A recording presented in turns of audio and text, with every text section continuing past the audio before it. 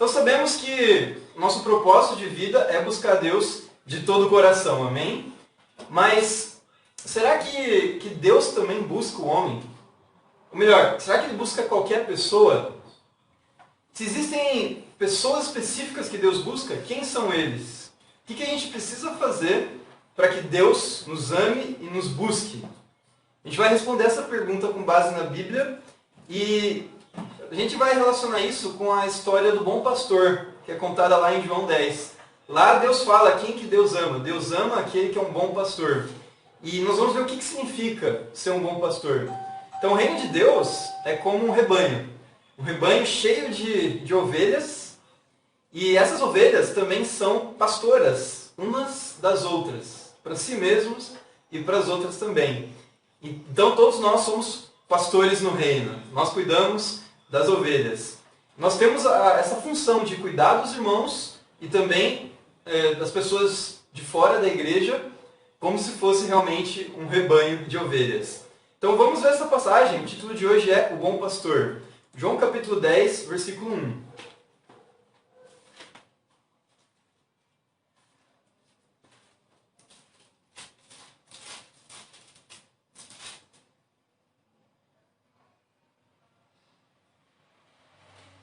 Eu lhes asseguro que aquele que não entra no aprisco das ovelhas pela porta, mas sobe por outro lugar, é ladrão e assaltante. Aquele que entra pela porta é o pastor das ovelhas. O porteiro abre-lhe a porta e as ovelhas ouvem a sua voz. Ele chama as suas ovelhas pelo nome e as leva para fora. Depois de conduzir para fora todas as suas ovelhas, vai adiante delas e estas o seguem, porque conhecem a sua voz. Mas nunca seguirão um estranho. Na verdade, fugirão dele, porque não reconhecem a voz de estranhos. Jesus usou essa comparação, mas eles não compreenderam o que ele estava falando. Então Jesus afirmou de novo: digo-lhes a verdade, eu sou a porta das ovelhas. Todos os que vieram antes de mim eram ladrões e assaltantes, mas as ovelhas não os ouviram. Eu sou a porta, quem entra por mim será salvo. Entrará e sairá e encontrará pastagem. Então o que a gente vê aqui? Jesus conta uma parábola, tá? O livro de João também tem parábolas, ainda que não se faça menção a ser uma parábola. A gente entende aqui, né, que Jesus está fazendo uma comparação. E é a parábola do bom pastor. E ele compara, olha só, a igreja com um rebanho de ovelhas, amém? Ele fala sobre ameaças, como por exemplo o assaltante que entra para levar as ovelhas embora. A gente vai ver que ele fala sobre o lobo que vem para devorar as ovelhas. E tudo isso é comparado com Satanás. Mas a primeira coisa marcante que ele fala aqui sobre o rebanho é que para entrar nesse aprisco, né, você precisa passar pela porta.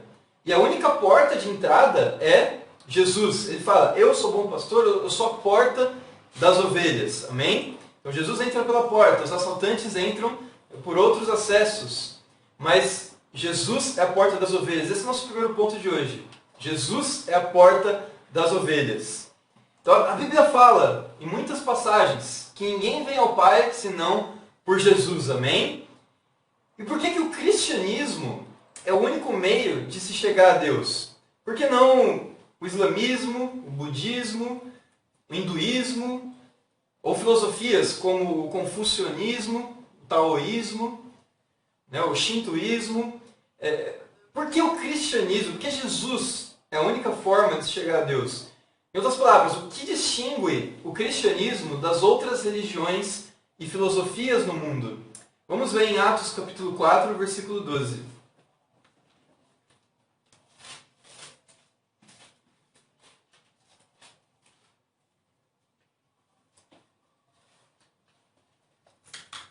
Começa no 11.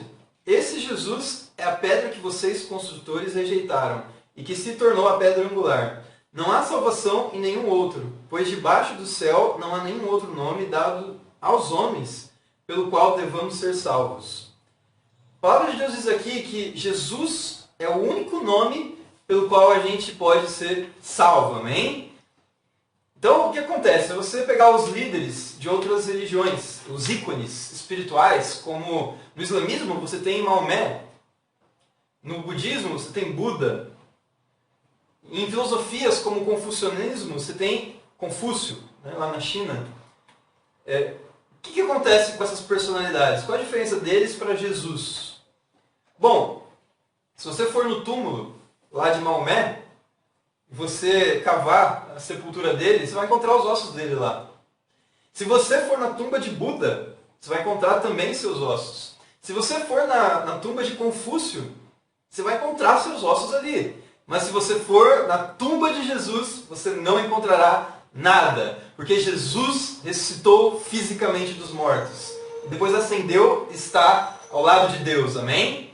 Então, o que faz a diferença do cristianismo para todas as outras religiões é que Jesus é o único que ressuscitou dos mortos. A mensagem do cristianismo é a única que fala sobre esse evento impossível, que é a redenção de Cristo quando ele ressuscitou dentre os mortos. Amém? Então, nenhuma religião prega isso a não ser o cristianismo. Então, por isso que quando a gente se batiza no nome de Jesus, nós somos salvos, porque é só por meio dele. Ele é a única porta das ovelhas. Amém? Então, qual que é a mensagem que nós precisamos crer para a gente poder ter acesso a Deus? São 3. A primeira é que você tem que crer que Jesus é o Filho de Deus. Ele foi ungido por Deus. Segundo, que ele morreu na cruz pelos nossos pecados. E o sangue dele dá graça para a gente, que a gente não merece. Então, por causa dos nossos pecados, nós nos separamos de Deus por meio de uma barreira de iniquidade. E a única forma de ter acesso a Deus é quebrando essa barreira. E aí a graça de Cristo é o que faz esse papel. E terceiro, que Jesus ressuscitou fisicamente dentre os mortos. Então Jesus foi o único ser humano que nunca pecou. Então Deus não podia deixar ele na morte, ele não merecia morrer. Então ele ressuscitou Jesus no terceiro dia dentre os mortos. Então essas 3 mensagens é a mensagem central do cristianismo, amém? Jesus é o Filho de Deus, que ele morreu na cruz pelos nossos pecados e que ele ressuscitou fisicamente dos mortos. Nenhuma outra religião prega isso. Nenhum outro ícone ou líder religioso tem esses aspectos de Cristo, amém? Então eu estou muito animado com o aniversário da igreja de 4 anos e o que eu tenho visto nesse tempo todo é que a igreja tem crescido bastante, amém? Então, de forma inédita, Deus permitiu que chegássemos a 40 discípulos totalmente comprometidos, amém? E ficamos muito felizes que, apesar das dificuldades, apesar da quarentena, do coronavírus, a crise econômica que está acontecendo, não só no Brasil, mas no mundo inteiro, a igreja, não só no Rio de Janeiro, também no resto do mundo, tem crescido muito, amém? Deus tem abençoado com muitos batismos. São Paulo, por exemplo, tem batismos semanais. Aqui teve 3 adições na última semana. Então, com certeza, Jesus está abençoando muito a missão. Amém? Então, temos que entender isso, irmãos. Somente Jesus é o caminho para Deus. Amém? Vamos continuar lendo João capítulo 10, versículo 10.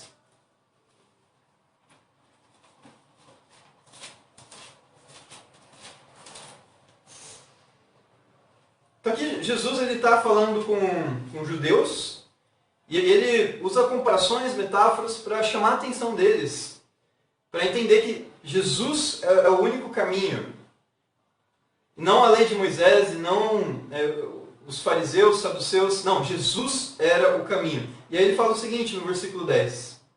O ladrão vem apenas para roubar, matar e destruir. Eu vim para que tenham vida e a tenham plenamente. Aqui Jesus fala sobre o ladrão das ovelhas. Qual que é a função do ladrão? Ele vem para roubar, matar e destruir vidas. E esse é o nosso segundo ponto de hoje. O ladrão vem para roubar.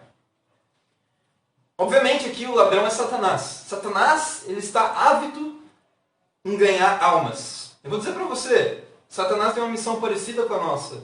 Nós queremos ganhar almas para Deus, amém? E Satanás, ele é totalmente comprometido para ganhar almas, para a causa dele. Satanás quer que as pessoas vivam escravas ao pecado.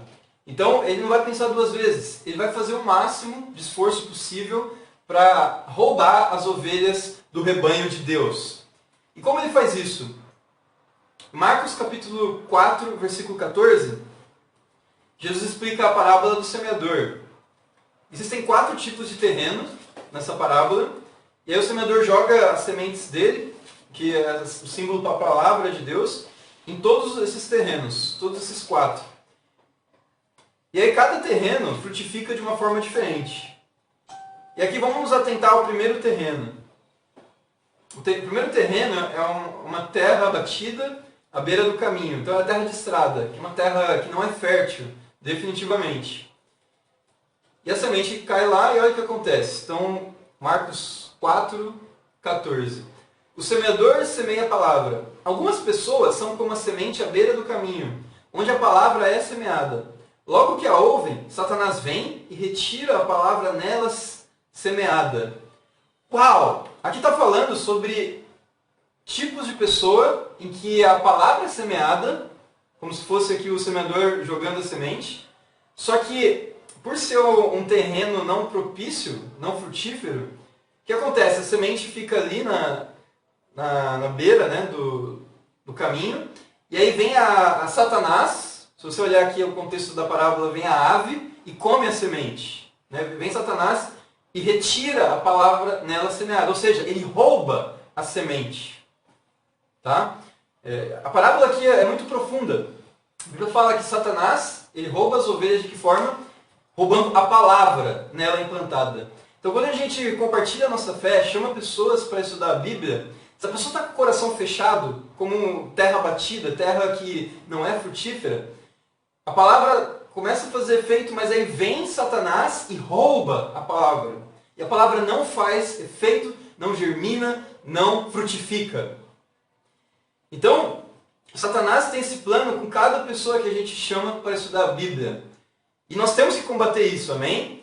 Mas depende também não só do nosso esforço em levar a palavra, mas da pessoa estar com o coração aberto ou não. E claro, Deus pode mudar o coração de qualquer pessoa, amém? E como que Satanás rouba a mensagem? A gente vai ver agora uma outra escritura em 1 Coríntios, capítulo 1, do 18 ao 25. Porque muitas vezes pode parecer que entender a Bíblia requer uma inteligência. Você precisa ter uma capacidade de memorização, que tem muitas escrituras, uma capacidade de interpretação do contexto. Você precisa de um grau intelectual elevado para entender a mensagem da Bíblia. Então, Satanás roubar a mensagem, à primeira vista pode ser você não tem inteligência para entender a Bíblia.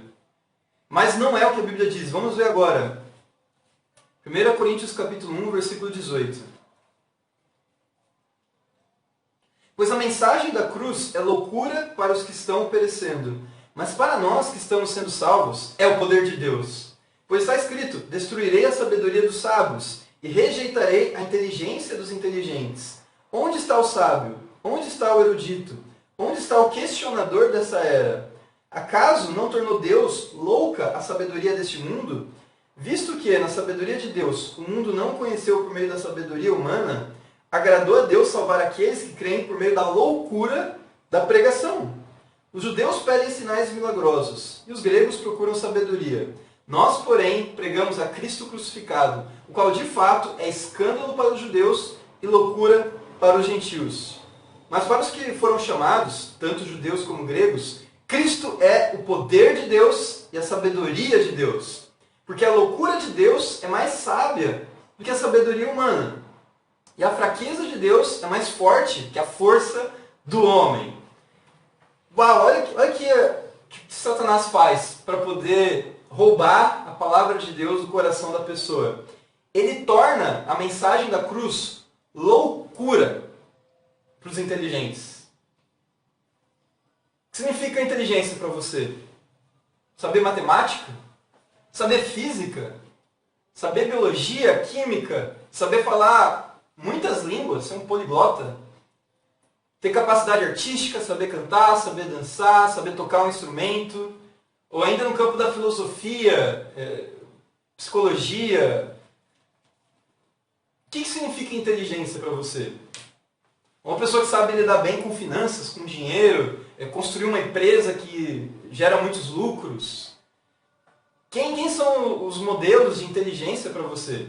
Talvez você pense em nomes como Einstein, Bill Gates, Shakespeare, Aristóteles, Darwin, John Nash. Você pode pensar em várias figuras como essas. Mas de acordo com a Bíblia, a verdadeira inteligência está em seguir a Deus, amém? Em crer na mensagem louca da cruz de Cristo. Então, quem é a pessoa que consegue vencer o assalto de Satanás? É aquela que tem a inteligência segundo Deus e não a inteligência segundo os padrões humanos. Onde estão os sábios? Onde estão os eruditos? Os questionadores? Os céticos dessa época? E esses, Satanás, ele rouba a mensagem e eles acabam se perdendo, eles acabam sendo mortos espiritualmente. Então, biblicamente, para você vencer o assalto de Satanás, você tem que ter a inteligência de Deus e não a inteligência do homem, amém? A Bíblia, nós não entendemos com o intelecto, simplesmente. Nós entendemos com o coração, amém? Então, a Bíblia não requer um grau elevado de QI, por exemplo, para você entendê-la. Qualquer pessoa pode entender a Bíblia. A única coisa que se requer é humildade. Então, a inteligência, segundo Deus, é a humildade, amém? Se você é humilde, se você crê na loucura da pregação de Cristo, que Cristo ressuscitou fisicamente dos mortos, o que é algo impossível para a ciência, aí sim, você é inteligente, segundo Deus, e Satanás não tem poder sobre você, amém? Então, não existe nada mais inteligente do que crer na cruz de Cristo, amém? É a decisão mais sábia que você pode tomar na sua vida. Na UFRJ, por exemplo, nós temos 3 discípulos. Temos o Caius, a Larissa e a Érica. Na UERJ, nós temos 4 discípulos. Temos o Robson, Rafael, Cindiane e Evelyn. Na UF, temos 7 discípulos. Pedro, Wilderson, Felipe, Jéssica, Isadora, Isabela e agora a Larissa, amém? Eles são muito inteligentes por estarem em universidades, as mais prestigiadas aqui do Rio de Janeiro. Umas das mais prestigiadas. Mas, apesar deles estarem em faculdades incríveis, que muitos gostariam de estar, o que faz deles inteligentes para Deus não é o conhecimento acadêmico que eles têm, ou que eles estão desenvolvendo lá dentro, mas entender a mensagem da cruz de Cristo, amém? Então, os discípulos são as pessoas mais inteligentes do planeta. Por quê? Porque eles pensam na causa correta, que é a causa de Cristo, amém?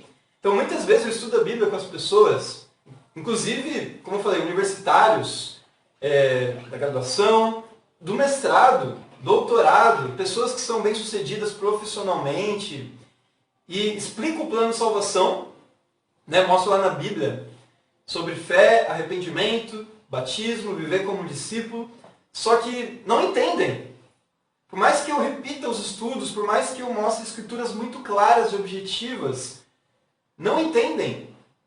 E nesses 7 anos como discípulo, eu vi muito isso acontecer.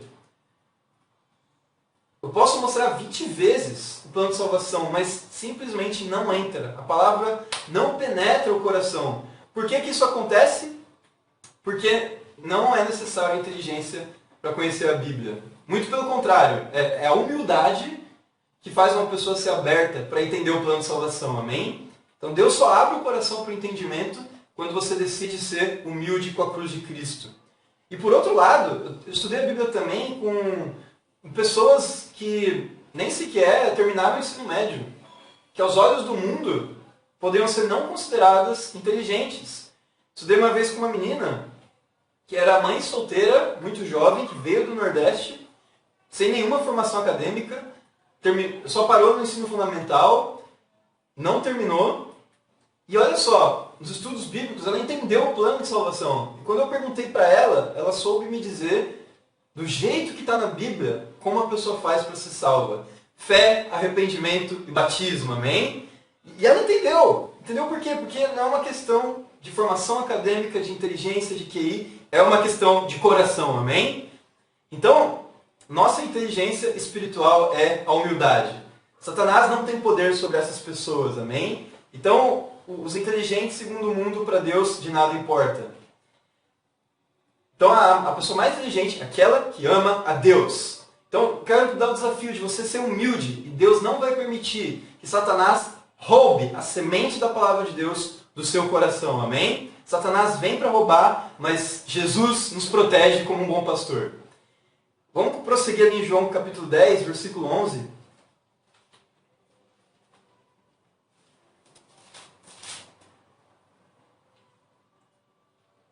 Jesus fala assim: eu sou o bom pastor. O bom pastor dá a sua vida pelas ovelhas. O assalariado não é o pastor a quem as ovelhas pertencem. Assim, quando vê que o lobo vem, abandona as ovelhas e foge. Então o lobo ataca o rebanho e o dispersa. Ele foge porque é assalariado e não se importa com as ovelhas. Aqui nós temos um novo personagem, dois novos personagens, que é o assalariado e o lobo. O lobo aqui novamente representa Satanás, mas o assalariado, quem que é? É aquele que até cuida das ovelhas, mas ele tem um interesse de recompensa. Por quê? Porque é assalariado. Ele está ali trabalhando para receber um salário. Agora, o bom pastor, ele não é assim. O bom pastor, ele trabalha porque ama a Deus, amém? Ele ama as ovelhas. E quando o lobo ataca o rebanho e o dispersa, o assalariado, ele foge, ele corre. Por quê? Porque ele não se importa com as ovelhas. Agora, o bom pastor, ele luta contra o lobo. Ele se arrisca. Por quê? Porque ele dá a sua vida por suas ovelhas. E esse é o nosso terceiro ponto de hoje. Dar sua vida pelas ovelhas. Então, você como discípulo, você como ser humano, como pessoa, você pode ser como assalariado ou como o bom pastor. E a pergunta que eu tenho para você é: a quem você se assemelha hoje? Ao assalariado ou ao bom pastor? O assalariado, ele trabalha no reino por recompensa de suas obras. Ou seja, ele evangeliza, ele tem tempos com Deus, vem nas reuniões, confessa pecados. Ele faz tudo o que um discípulo deveria fazer, um cristão deveria fazer. Mas, quando vem situações difíceis, quando vem os desafios, o que ele faz? Ele abandona. Ele deixa de fazer o que estava fazendo. Agora, o bom pastor é diferente. Ele não trabalha pela recompensa do mundo, por reconhecimento ou mesmo por dinheiro. Não, ele trabalha por vida eterna, amém? É esse o objetivo do bom pastor. E Satanás é como o lobo, ele tem também um objetivo muito claro: dispersar o rebanho.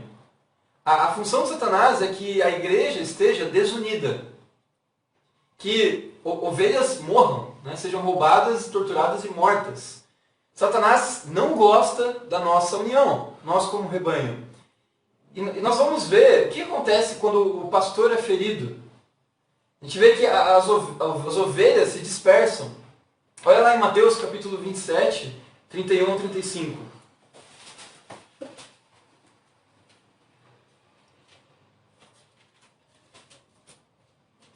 Mateus 26, 31. Então Jesus lhes disse: ainda essa noite todos vocês me abandonarão, pois está escrito: ferirei o pastor e as ovelhas do rebanho serão dispersas.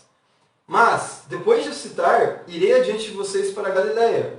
Pedro respondeu: ainda que todos te abandonem, eu nunca te abandonarei. Respondeu Jesus: asseguro-lhe que ainda essa noite, antes que o galo cante, 3 vezes você me negará. Mas Pedro declarou: mesmo que seja preciso que eu morra contigo, nunca te negarei. E todos os outros discípulos disseram o mesmo. Uau! Jesus aqui estava na véspera de ser morto, de morrer na cruz e ser severamente agredido, moralmente e fisicamente. E por isso ele fala, tem uma profecia em Zacarias que diz o seguinte: ferirei o pastor e as ovelhas do rebanho serão dispersas. Ou seja, quando Jesus fosse perseguido pelos judeus, pelos romanos, o rebanho seria disperso, os discípulos iriam fugir, iriam abandonar Jesus. E aí quando Jesus menciona isso, Pedro logo se prontifica e ele diz: ainda que todos te abandonem, eu nunca te abandonarei. E Jesus, como sabia o futuro, ele disse: olha, antes que o galo cante essa noite, 3 vezes você, Pedro, me negará. E aí Pedro insiste, não, mesmo que seja preciso que eu morra contigo, nunca te negarei. E todos os outros discípulos falaram a mesma coisa, que nunca abandonariam Jesus. No entanto, a gente sabe a história, quando Jesus é arrestado, todos os discípulos o abandonam e fogem, exatamente como Jesus profetizou. Então a gente vê aqui, Jesus era o bom pastor, e os apóstolos, eles eram os assalariados. Os apóstolos, eles formavam o ministério, que é o ministério apostólico, dos 12, né? Esse era o nome que eles eram conhecidos, os 12 com D maiúsculo. Então, assim que o líder dos 12 foi ferido, cada um fugiu, se dispersou. E essa foi a vontade de Satanás para a igreja do primeiro século. Então, irmãos, Pedro e os outros apóstolos estavam mais ligados às funções ministeriais do que ao bom pastor. Amém? Então, a gente não pode, como ovelha, como rebanho, medir nosso compromisso e responsabilidade ministerial baseado em como está nosso líder espiritualmente. Muitas igrejas por aí, infelizmente com falsas doutrinas, têm líderes e seguidores que estão nessa igreja só por causa do líder, porque tem simpatia por ele, porque gosta dele, da forma como ele prega, da forma como ele conduz o ministério, ou pela amizade, ou por tradição, porque a família tem ligação com essa igreja, com esse líder, ou com a denominação que esse líder criou. E aí o que acontece? Quando se frustra, abandona Deus. Por quê? Porque está ligado a pessoas e não a Jesus. Então, antes de sermos discípulos de fulano, beltrano ou ciclano, nós somos discípulos de Jesus, amém? Então, quando Satanás cria uma situação em que nos divide, nos tira desse estado que nós temos de união, nós temos que lembrar, nós somos discípulos de Jesus, somos ovelhas do bom pastor que é Cristo, amém? Eu me lembro de um exemplo incrível lá de São Paulo, que é a Dilma e a Laudenice. A Dilma é a mãe do Ismael, que lidera em Niterói. E olha interessante, a Laudenice, a gente chama ela de Lau, por volta de 93, em 1993, a Laudenice convidou a Dilma para estudar a Bíblia, amém? A Dilma convidou a Laudenice para estudar a Bíblia. E aí, com o passar do tempo, a igreja foi enfrentando algumas crises naquela época, né, na década de 90. E, infelizmente, depois dessa crise, acabou que a Dilma se afastou de Deus. Ela caiu da fé. A Laudenice continuou, enfrentou as dificuldades. E quando chegou 2014, 2015, mais ou menos, foi a hora da Laudenice retribuir, né, com gratidão ao que a Dilma fez. A Dilma salvou a vida dela. Então a Laudenice entrou em contato com a Dilma e convidou, a pessoa que convidou ela, para voltar a estudar a Bíblia, para se restaurar. Aí a Dilma voltou com Cícero, seu esposo, e ela se restaurou, amém, junto com Cícero, e o Ismael, logo depois estudou a Bíblia, ele foi batizado. Então, olha só, se a Laudenice estivesse presa a pessoas, assim que a Dilma caísse da fé, assim que ela se afastasse, a Laudenice ia ficar desanimada e também sair. Mas não foi a forma como ela pensou. Ela estava por Cristo, amém? E por ela estar por Jesus, depois ela resgatou a própria Dilma, que foi a pessoa que trouxe ela para o reino. Então, irmãos, isso é muito bonito. No reino de Deus, nós não estamos atrelados a imagens, ícones de líderes. Nós estamos seguindo a Cristo, amém? E por isso nós nos mantemos unidos. Não podemos nos dispersar, como aconteceu com os apóstolos. E essa foi a história de Pedro. Pedro acabou se dispersando, acabou negando Jesus 3 vezes, como a gente vê na história. Pedro, inicialmente, era um assalariado, mas nós vamos ver aqui que Pedro foi restaurado também, amém? Olha lá em João capítulo 21, versículo 15. Vamos ver sobre a restauração de Pedro e também de todos os outros apóstolos. Depois de comerem, Jesus perguntou a Simão Pedro: Simão, filho de João, você me ama mais do que estes? Disse ele: Sim, Senhor, tu sabes que te amo. Disse Jesus: cuide dos meus cordeiros. Novamente Jesus disse: Simão, filho de João, você me ama? Ele respondeu: sim, Senhor, tu sabes que te amo. Disse Jesus: pastoreie as minhas ovelhas. Pela terceira vez ele lhe disse: Simão, filho de João, você me ama? Pedro ficou magoado por Jesus ter lhe perguntado pela terceira vez: você me ama? E disse: Senhor, tu sabes todas as coisas e sabes que te amo. Disse-lhe Jesus: cuide das minhas ovelhas. Digo-lhe a verdade, quando você era mais jovem, vestia-se e ia para onde queria. Mas quando for velho, estenderá as mãos e outra pessoa o vestirá e o levará para onde você não deseja ir. Jesus disse isso para indicar o tipo de morte com a qual Pedro iria glorificar a Deus. Então ele disse: siga-me. Jesus chama Pedro e ele pergunta 3 vezes se Pedro ama mais a Jesus do que todos os outros apóstolos, todas as outras pessoas. E ele disse: sim, Senhor, tu sabes que te amo. Ele repete isso 3 vezes. E Jesus responde, em todas elas: cuide do meu rebanho, pastorei as minhas ovelhas. Então, olha só, Pedro, antes, ele era um assalariado, ele não se importava com as ovelhas. Agora, Jesus restaura Pedro, faz ele entender, repetindo 3 vezes. Por quê? Porque ele negou Jesus 3 vezes, que ele assumiu o compromisso de um bom pastor para pastorear as ovelhas, amém? E aí, Pedro, ele diz com a sua boca: tu sabes que eu te amo, e concorda com a missão de cuidar das ovelhas. Só que aí Jesus profetiza algo muito importante, que é a forma como Pedro morreria, como ele ia glorificar a Deus. Inicialmente Pedro abandonou Jesus, mas no dia da sua morte, Pedro jamais negou Jesus de novo, amém? Ao contrário, ele estava disposto a dar a sua vida pelo rebanho. Finalmente Pedro se restaurou e se tornou um bom pastor, amém?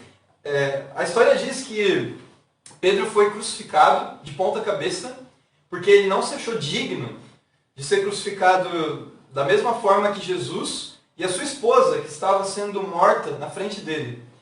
E aí veio um soldado romano e exigiu que Pedro negasse Jesus. E ele não estava nem um pouco disposto a fazer isso. Ele falou assim: olha, a gente vai crucificar a sua esposa se você não negar Jesus. E a esposa de Pedro disse: não, eu já sou salva, eu estou bem, pode afirmar que você é um discípulo. E aí Pedro afirma, a esposa dele é crucificada na frente dele, e depois ele é crucificado de ponta cabeça porque não se considerou digno de morrer como sua esposa e como Jesus. E essa é a história que nós conhecemos sobre Pedro. Pedro finalmente entendeu o que é ser um bom pastor, amém? Então, o que a gente aprende aqui? A única forma de defender o rebanho é dando a sua vida pelas ovelhas. Então, se algum discípulo está mal espiritualmente, está passando por problemas, dificuldades, o que nós temos que fazer? Deixar tudo para trás e ir atrás desse discípulo, amém? Cuidar dele, animar, inspirar, mostrar nas Escrituras conselhos, desafios, inspirações que possam ajudar esse discípulo a ficar bem com Deus de novo, amém? Porque senão a gente tem um coração como assalariado. A gente só está para ser visto pelos outros e não por gratidão a Cristo propriamente. E na continuação, vamos lá para João 10, 14, Jesus fala mais sobre o bom pastor, sobre esse assunto, né, de dar a sua vida pelas ovelhas. João 10, 14. Eu sou o bom pastor, conheço as minhas ovelhas e elas me conhecem. Assim como o Pai me conhece e eu conheço o Pai, eu dou a minha vida pelas ovelhas. Tenho outras ovelhas que não são deste aprisco. É necessário que eu as conduza também. Elas ouvirão a minha voz e haverá um só rebanho e um só pastor. Então, o que a Bíblia fala aqui? Que o bom pastor, ele dá a sua vida pelas ovelhas. Ele repete isso. Ele fala que há 2 tipos de ovelhas. As ovelhas que são desse rebanho e outras ovelhas que não são desse aprisco. Ele fala, né? São de outros rebanhos, distantes, longínquos. E fala que Jesus conhece as suas ovelhas pelo nome. Modernamente falando, né, vamos entender o que significa essa parábola. Bom, as ovelhas do aprisco que Jesus se refere são os judeus. As ovelhas estão próximas dele, são os judeus. As pessoas a quem foram designada a salvação, inicialmente. E aí quando ele fala, mas eu também tenho outras ovelhas que são de outro aprisco, ele está se referindo aos gentios. Por quê? Porque estava prestes a estender a graça, o reino de Deus, aos gentios também, ou seja, os não judeus. Implicando que Jesus quer que todo mundo se salve, amém? O mundo inteiro, judeu e não judeu. Mas, hoje em dia, o que seria o papel do judeu e do gentio no nosso contexto? Bom, como o judeu é o povo de Deus, então as ovelhas desse aprisco representam a igreja, os cristãos, os salvos. E as ovelhas fora desse aprisco representam os não-judeus, no caso aqui os não-cristãos, que são os perdidos, aqueles que vivem no pecado. E olha o que Jesus fala aqui, que Jesus tem ovelha aqui na igreja e tem fora também. Implicando que nós temos que resgatar essas ovelhas de fora para dentro, amém? Então, Jesus ensina a gente a cuidar das ovelhas em dois sentidos. Em cuidar dos irmãos e cuidar também dos perdidos, amém? O amor aos discípulos representa a comunhão, a nossa união, vir no culto, estar junto, ter discipulado. E dar sua vida pelos não cristãos é através do evangelismo. Quando você compartilha a sua fé, você convida pessoas para estudar a Bíblia. Tem até uma história muito boa do Kevin. Kevin que está nos assistindo hoje, amém? O Kevin é um cara incrível, ele é muito humilde. Eu tive o prazer de poder participar dos seus estudos. E ele está avançando bastante, tomando decisões para ser um discípulo. E a história dele é muito interessante. O Kevin ele faz engenharia, como a gente viu aqui nas boas notícias, lá na UFRJ. E olha só, no último dia, antes da quarentena, último dia de aula, o Pedro e o Caio estavam compartilhando a fé e encontraram o Kevin. Chamaram ele para estudar a Bíblia. Só que ele não quis, ele acabou não passando o número naquela vez, e Satanás estava roubando a palavra dele. Só que veio a quarentena, veio a pandemia, e aí começamos a evangelizar através do Instagram, Facebook e Instagram. Afinal de contas, a gente não pode estar presencialmente na universidade. E aí aconteceu algo incrível. O Caius encontrou de novo o Kevin. Imagina a probabilidade disso acontecer. Ele mandou mensagem, aí o Kevin lembrou dele. Eles começaram a marcar os estudos e o Kevin tem participado de todas as reuniões, amém? Ele está junto com a gente. Ele está vivendo como um discípulo, tendo tempos com Deus, super animado com os estudos.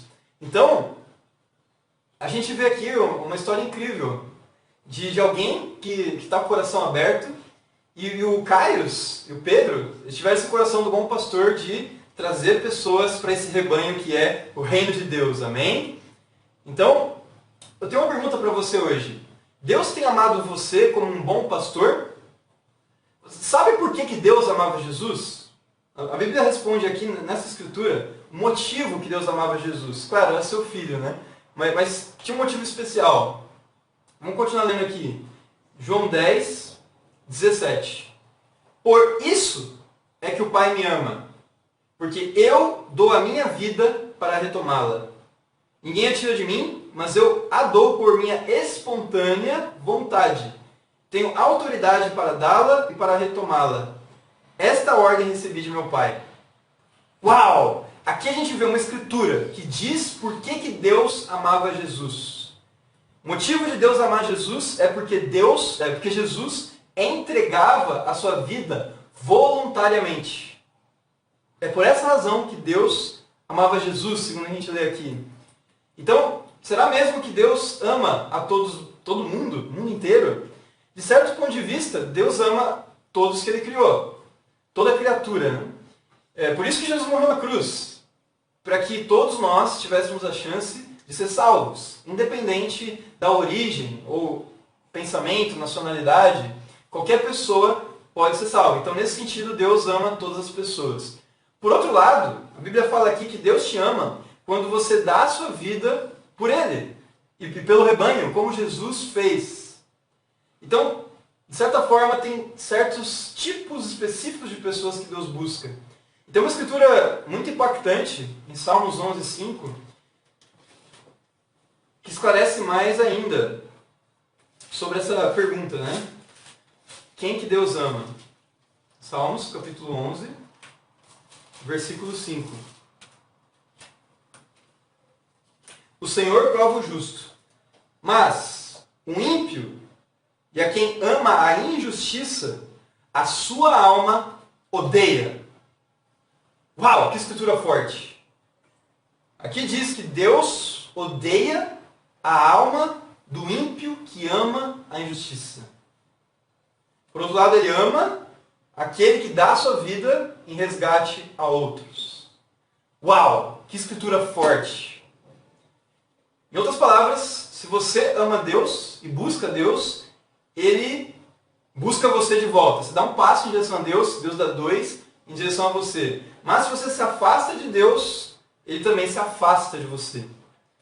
Então, se você quer saber se Deus te ama, você se pergunta: tenho dado minha vida em resgate aos irmãos e aos perdidos? Eu tenho amado ao próximo, tenho amado a Deus como um bom pastor? Ou eu tenho sido como um assalariado? Se você evangeliza, compartilha a sua fé, cuida dos irmãos, você pode ter certeza, Deus ama você.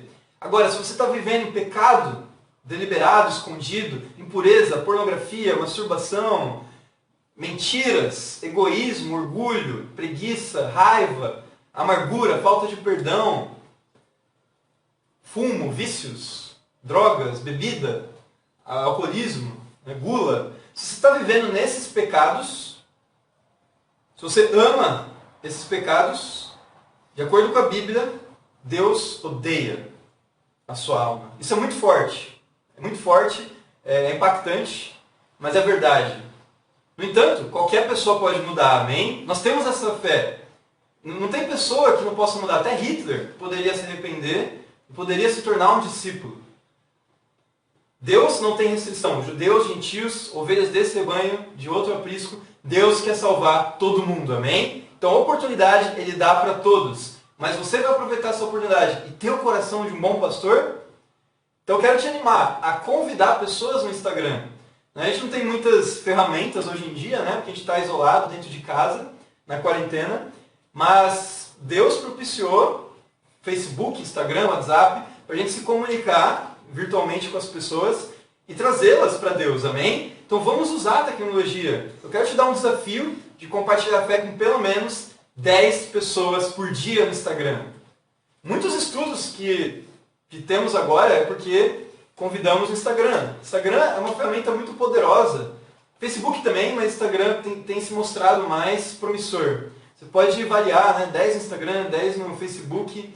Você pode chamar contatos antigos que você tem lá no WhatsApp, chamar sua família, chamar seus amigos, mas não deixa de compartilhar a sua fé. Porque nós precisamos ter o coração do bom pastor, amém? De resgatar a vida do perdido. Em conclusão, irmãos, nós vimos sobre o bom pastor. Aprendemos, primeiro, que Jesus é a porta das ovelhas. Só o cristianismo salva, o cristianismo verdadeiro. Outros líderes, ícones religiosos, não são capazes de nos salvar porque eles não experimentaram a ressurreição como Cristo. Amém? Cristo foi o único que não pecou, o único que morreu na cruz pelos nossos pecados, que ressuscitou dos mortos.